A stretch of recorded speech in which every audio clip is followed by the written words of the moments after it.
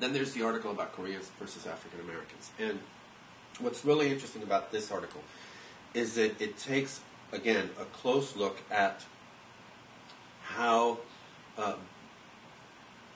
African Americans and Latinos were actually pitted against Koreans in Los Angeles by the media and by the upper classes. And in a sense, set up these Korean and other Asian store owners as the middle minority, what I call the middle minority, is called the middleman minority. And a part of that middleman minority image and representation is, of course, the fact that they are the model minority. Look at how hard they worked. But what the media doesn't tell you is that a lot of these people, for example, worked hard and saved their money and were not able to get loans, so they didn't get any special privileges. They weren't part of this system that gives privilege and gives entry to people with money, to white people, basically. Let's get real. So by not talking about this and by setting them up as this minor minority, the assumption is, well, they must have gotten special treatment from banks. They must have gotten, all sorts of, loans and so on and so forth that we as Latinos and blacks did not get. So it starts building up resentment. And just the fact that they are used as a model minority, as a measuring stick to say, well, why can't y'all as non-standard groups, why can't y'all do what these people have done? The other really important part of this article is how the author discusses the way that even physically the Korean American population in Los Angeles was used as a buffer, and their businesses were used as a buffer between the Latino and African American poor and the white elites. And how, there was no protection for Korean Americans after the verdict, that it was suspected that there would be problems if there was a verdict of not guilty during the Rodney King hearings. And Korean Americans, plea for help was ignored.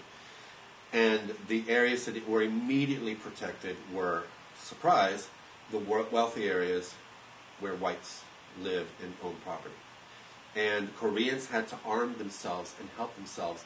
And in a sense, that only has created even more, created deeper divisions between Korean Americans and African Americans, especially in Latinos. And the article points out the Latasha Harlan's case, which you should read about and become more familiar with. And how, in a sense,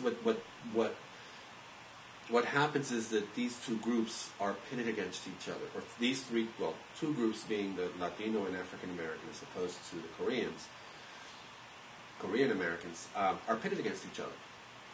Then finally, the Resistance article, the one about Latinos in their images, highlights the different images of Latinos, talks about a brief history of their coming about, how they were born.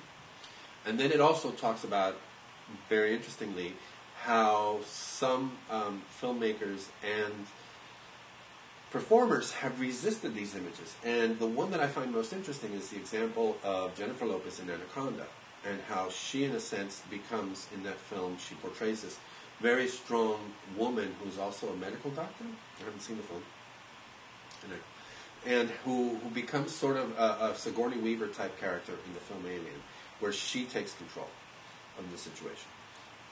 Really interesting readings. As for the readings for this week, for the last week about whiteness, I'm not really going to say much except the fact that, this is stuff we've been talking about from the beginning. So in a sense, these articles are a summation and an overview and a refresher of what we've been talking about from the very beginning, about whiteness and having its privilege, and the ways in which that privilege is hidden or just ignored because it's so natural. When you say people, you're talking about white folk in the U.S. and in a lot of other places, and on and on and on. How options are a big issue. You definitely have more options, just the color of your skin. And I know this because as a white person of color, as some of my colleagues have pointed out, there's definitely more entry. And so why is it that that isn't acknowledged? Why is it, as the Monopoly article says, why is it that in the U.S.